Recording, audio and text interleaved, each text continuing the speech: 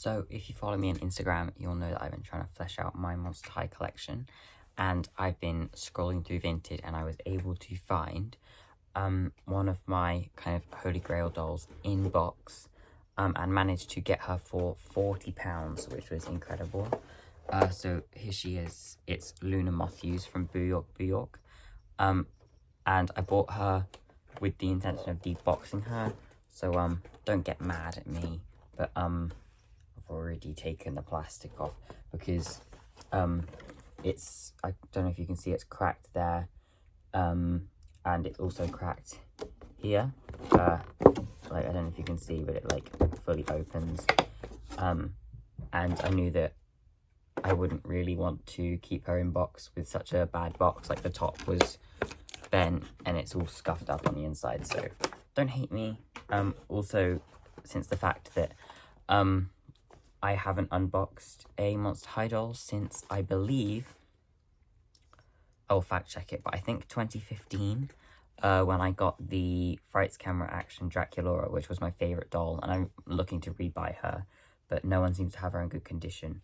But yeah, so I really wanted to see what it was like, because I haven't done one properly for ages, and those dolls didn't have stands or anything. It was just a little box of just the doll, so I'm very excited. So here's just a little up and down shot of the box with the plastic cover off, and behind the skyscraper cardboard front is the stand and hairbrush. So here's the box all unfolded. The way she's been displayed is really nice. You get a proper good view of the doll. Okay, so let's talk specifics. Straight out of the box, this is what you can expect. The doll, the diary, the hairbrush, and the stand, which are themed to the Boo York line. They're all this kind of silver, crackly material. I think it's supposed to look like the broken mirror that is Catty Noir's general kind of motif. So here's some information about her, if you'd like to pause. Her best friends are Ellie Edie and Mercedes King. I do actually have Ellie Edie, and I do want a Mercedes King. It's funny, Boo York isn't actually my favourite line, but that all of the dolls are just incredible. One thing that I wouldn't have known if I hadn't gotten her out of the box is that her kind of skirt piece is this kind of shiny silver material, and then this is painted. I thought that it was like dyed of some form, but it's actually screen printed on there. It is slightly damaged here with the tabs, how it was kept in the box, because that doll has been in that box for 10 years. So yeah, 2015 these dolls went out, so literally a decade that doll has been in a box. I assume anyway. She could have been a later release, but if we're going by she was from the first wave, then yeah. So she is the daughter of the Mothman, so she does have these grey and white and black and red elements to her outfit, which are really nice. This kind of black sparkly material bodysuit, and these incredible shoes. I mean, just incredible, with this big buck. I think it looks like a butterfly, but I think they were going for moth. On the sides, on the front, sorry, with the wings coming across the sides to create the heel. Again, another hollow heel, which I love. And then we move up to the top with this red corset piece, which is what the skirt pieces are connected to. I thought that it was one whole garment, but it's not. It is, this corset piece comes off, and then it's just a black bodysuit. She also has this collar, this head crown, which my one, this side, her ears weren't pierced properly, so it was kind of just on the outside of her head. So I did widen the hole and then stabbed that back in, and it sits really well against her head, and you can see the little bug head detail there with these big wings, which is really nice.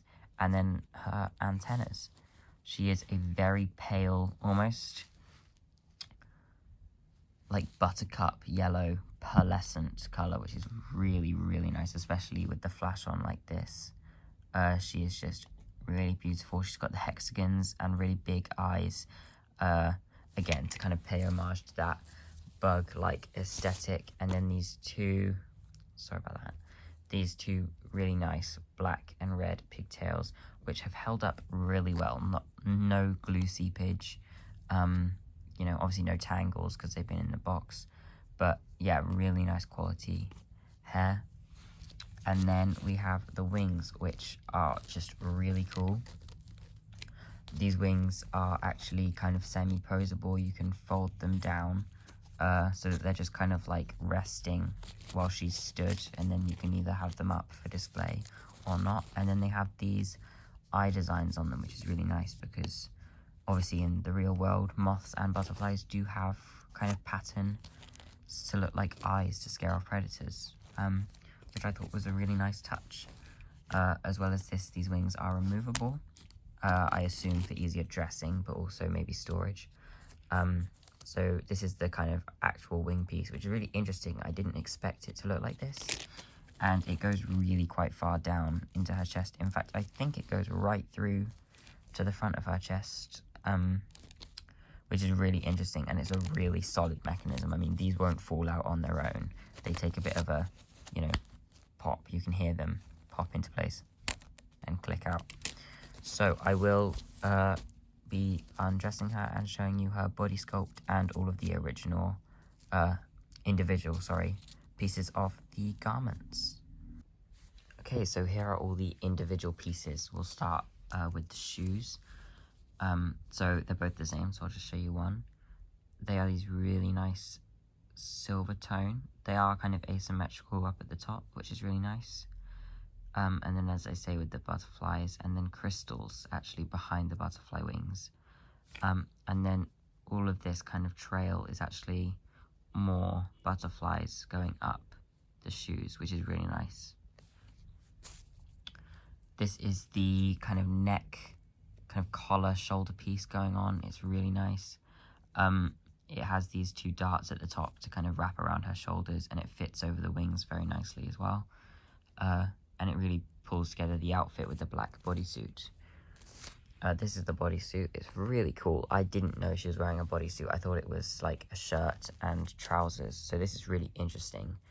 I've never seen a doll with a bodysuit before. And it's got this elastic top.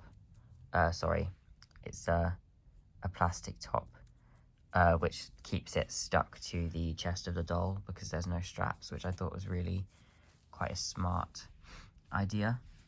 It's just this really nice shimmery black fab material.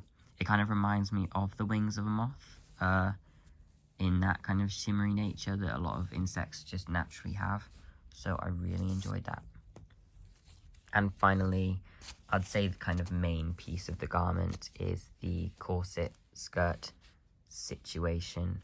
So it's just kind of a red underbust corset that kind of curves around the chest, which gives the bodice a lot more shape like the jumpsuit because it is a flat top jumpsuit. And then we flip over to the back and you can see kind of the full, oh, it's a bit wrinkly, the full glory of the skirt if it will sit flat.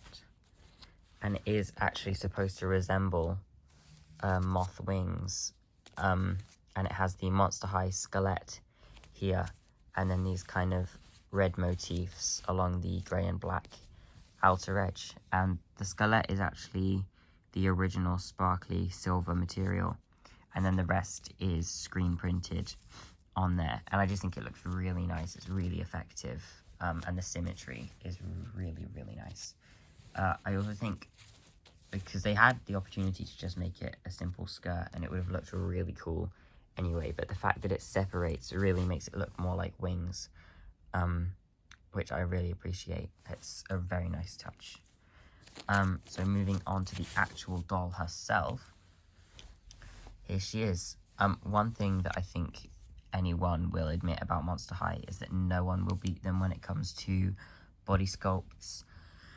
I'd say they are the best in the game. Her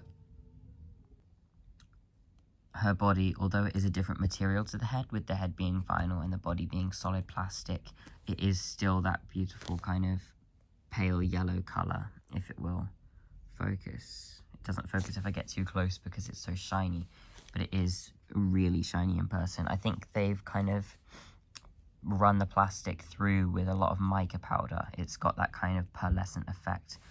If we look at the actual body sculpt, you can see even starting up from the neck area, she has these kind of scales going down that then follow down the tracks. It's supposed to look like the exoskeleton that a regular moth would have. She has this kind of chest plate area, and then I think the legs and the arms are my favorite. So they've made sure to build up around the joints to make it look like insect joints. Insects kind of look like they've got ball joints sometimes, like a doll does. So I thought this was a really smart idea. And then these little dots really add to that kind of spiky bug feel, which does carry down to the calves. I just think it's really, like, everything is intentional with Monster High, I feel. You know, they didn't have to do the body sculpt because technically she is wearing a bodysuit, but they did, and I really enjoy that. She's got these spikes along the back of her calves as well, and then this exoskeleton around her ankles. As well as this, they chose not to give her sculpted pants, which I do prefer because I think it just doesn't break up the design as much. Because this exoskeleton does carry through, I think it looks really nice. And then on her arms, we have a very similar design, obviously, with the ball joints and then the spikes on the side with the kind of, again, more kind of looking like insect joints. And the hands I thought were really interesting because these really emphasize that kind of bug joint look with these spikes on the very top of her hand. If it'll zoom out, there we go. And then her hands have this really kind of graceful, almost like Disney princess pose, which a lot of Monster High dolls don't have. Like, a lot of them will have like a regular hand, or maybe something a bit similar to this, but I think that this very kind of like floaty pose fits that kind of vibe of a kind of just beautiful, glamorous moth. So that is very, very nice. As well as this, I will just show you her face while we're zoomed in. So the screen printing is actually really nice. This doll doesn't have any wonk, as far as I can tell. If you don't know, that's where, in some cases, Monster High dolls will have kind of had a misprint during the screen printing process and then somehow gotten through the kind of, you know, testing phase, the quality control, and some of their faces are kind of just completely skew-if, but hers is very, very nice as far as I can tell, and just very quality screen printing overall, with this kind of round motif with the eyeshadow and the big eyes. Really shows you how big her eyes are, because she's an insect, even with these little circles at the end of her eyebrows. Very, very intentional. And then this kind of gel down fringe, which usually I'm not a fan of, but I don't mind it because this incredible crown keeps it down anyway. And then she also has these kind of side face framing pieces. I can't remember the name of it. It is a Japanese name for these specific types of bangs, but they look very good on her. And it brings the colour palette forwards in front of the crown instead of just cutting off her head and then the hair at the back. So the crown is kind of same as always. You've got the bug eyes here, crystals going through, and then obviously it's shaped to be big butterfly wings, which I think is kind of a fairly obvious motif, but really nice with all these crystals coming off the edge. And then these little antennas for the little bug head we've got here, I just think is a very, very nice touch. And then her own antennas, which are actually in her head, which I believe you can remove. I won't be removing them. I won't be removing the crown either because it is tacked down, as you can see. And although it's kind of annoying, I think it's going to be good in the long run to keep that there, because otherwise it might slip forwards. Her ears are really cool as well. They look like the fluffy antennas that a actual moth has, because in reality moths don't have these types of antennas. They've got fluffy ones, and that's what this looks like, which I'm really happy they pulled in, because I am a bit of a moth geek, and yeah, I would have been a bit annoyed. Also, just showing you how much detail, they also pulled in the exoskeleton on the wings, which I thought was just a really random, like, they really paid attention type of detail, whereas a lot of people wouldn't. It still has these kind of lines that track through, like you've got this one coming down here, and then this matches here, and then it goes all the way down, but it doesn't get interrupted by the wings, which I think is really smart, as well as these spikes on the side and this kind of loop around. I just think it is a very, very, very cool idea. So that is her body. I will put her clothes back on and do a final overview. Okay, so here's just some shots of Luna Mothews up on my shelf with the rest of my collection. I do have the flash on to show you all of these sparkly details. And before I tell you what I think about her, I'd love to hear what you think of Luna Mothews down in the comments below. Okay, so what are my final thoughts on the Luna Mothews doll? I think she is an incredible doll. I mean, it's Monster High Generation 1, so it will be. Her like body sculpt is one of the best I've seen. I have so many good dolls. I've got GT Grant, Bonita Fema, and Ellie Edie, just to name a few, and their body sculpts are immense. But this is one of my favorites, just because it looks so insect-like. Yeah, it's almost slightly honey swamp-ish in the way that it's just really good and incredibly detailed.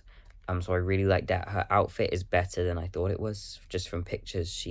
It's really hard to kind of convey, but she looks incredible. And I'm very happy I deboxed her. I know that people will probably be mad, but the box was in bad condition, and I would like to maybe have an inbox collection of Monster High dolls, but at the moment I don't have space for it. And, you know, unless they're, you know, limited edition, then I don't have much of a kind of reverence for dolls in the fact of keeping them in boxes. The only Monster High doll I have in a box is my Skeletor creature from the Black Lagoon, because she is a Skeletor doll. I don't know if they're limited edition, but she is Skeletor, so I do keep her in the box. But I'm just really happy with her, especially given that she is 10 years old now.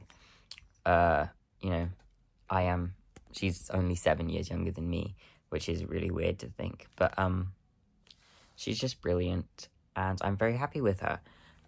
If there is another doll review you would like me to do, I will post a picture of my collection at the end of this video, and comment down below which one you'd like to see, because these videos are quite quick and easy to make, and they're a good kind of placeholder while I wait to make more doll customizing videos. So with all of that out of the way, I think I can go and put her on my shelf and say goodbye to you all. So I hope you had a good time watching, and I will see you later.